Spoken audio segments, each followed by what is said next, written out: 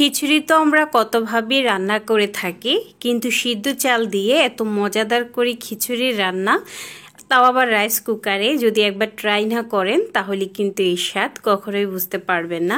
এটা এতটাই মজাদার হয়, আপনি বুঝতেই পারবেন না যে এটা আসলে আপনি কোন চাল দিয়ে তৈরি করেছেন। তো আজকে খিচুড়ি রান্না করব আমি রাইস কুকারে, এবং খিচুড়ি রান্নার জন্য এখানে আমি নিয়েছি 1 কেজি পরিমাণ গরু মাংস, সাথে চর্বি নিয়েছি। তো এখানে আমি পেঁয়াজ কুচি দিলাম হাফ কাপ পরিমাণে, আর এখানে আমি টক দই দিয়ে দিয়েছি প্রায় হাফ কাপ পরিমাণে। আদা রসুন বাটা দিয়েছি আমি 2 চামচ পরিমাণে। পোস্ত এবং বাদাম বাটা দিয়েছি তাও 2 চামচ পরিমাণে। স্বাদ মতো দিয়ে দিচ্ছি লবণ।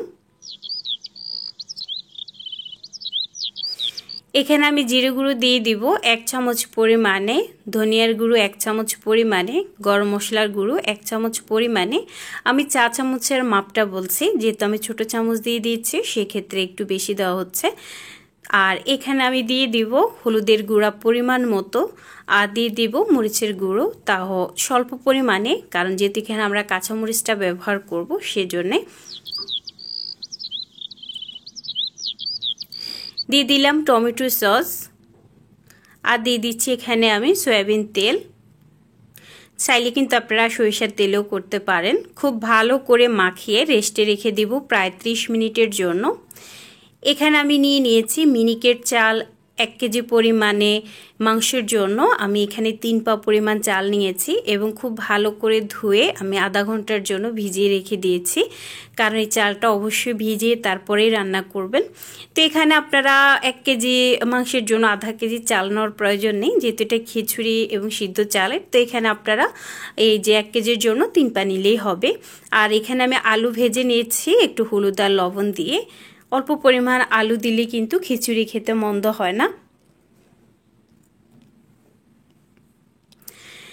এখন আধা ঘন্টা পর আমি রাইস কুকারের সুইচটা চালু করে মাংসটা বসিয়ে দিলাম। আর এখানে আমি গরম মশলা দিয়েছি, গোটা গরম মশলার মতো দারচিনি, তারপরে দিয়েছি এখানে একটা স্টার মশলা, তারপরে গোলমরিচ, এলাচ, তারপরে দিয়েছি লং। এখন খুব ভালো করে নেড়ে চেড়ে আমি কষিয়ে তারপর খুব ভালোভাবে রান্না করব। রাইস কুকারে অনেকেই কিন্তু বিস্ফোরণের ভয়ে রান্না করতে চান না, বা অনেকেই ভয় পান। তো আমি খুব সুন্দর একটা ভিডিও আমার চ্যানেলে আপলোড করেছি কিভাবে রাইস কুকার বিস্ফোরণ থেকে আপনারা নিজেকে নিরাপদ রাখতে পারেন। আই বাটন এবং ডেসক্রিপশনে আমি লিঙ্ক দিয়ে দিব, চাইলে কিন্তু দেখে নিতে পারেন। আর আরেকটি কথা হচ্ছে, যারা রাইস কুকারে রান্না করতে পছন্দ করেন বা রান্না করতে চান, আমার চ্যানেলে কিন্তু ঝরঝরে ভাত রান্না থেকে শুরু করে মারগেলে ভাত রান্না, পোলাও, ডেজার্ট, কেক, ফুডিং একবারে সব কিছু দেওয়া আছে, মাংস কিভাবে রান্না করবেন।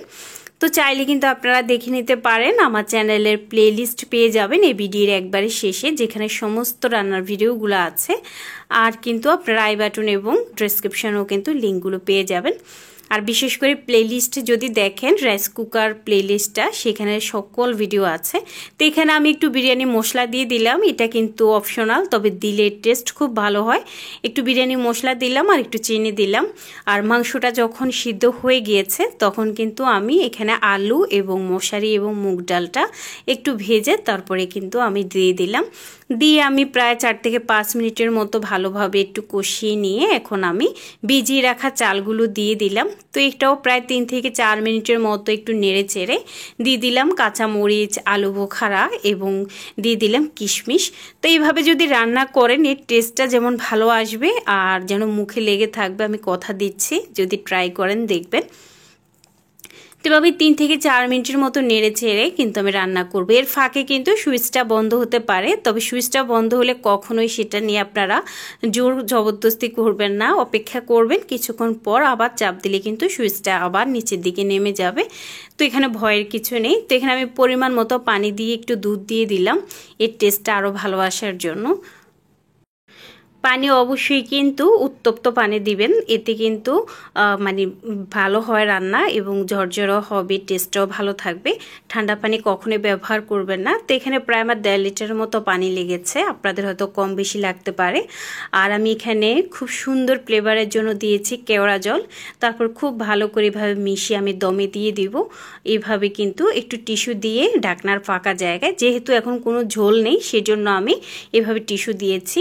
যদি ঝোল থাকতো তাহলে কিন্তু আমি ঢাকনার মধ্যে টিস্যু দিতাম না। তারপর আবার একটু উল্টে পাল্টে দিয়ে মিশিয়ে নেব এবং আমি উপর থেকে এখন দিয়ে দিব ঘি। আর এই ঘিটা অবশ্যই কিন্তু রান্নার শেষে ব্যবহার করবেন, এতে খুব সুন্দর ফ্লেভার হয়। আর এখানে আমি দিয়ে দিলাম ধনিয়া পাতা এবং ভেরেস্তা, যেহেতু এটা সিদ্ধ চালের খিচুড়ি, ধনিয়া পাতাটা দেওয়ার চেষ্টা করবেন। তৈরি হয়ে গিয়েছে খুবই মজাদার স্বাদের এই খিচুড়ি রেসিপি। সবাই ভালো থাকবেন, সুস্থ থাকবেন। আজকের মতো বিদায়, আল্লাহ হাফেজ।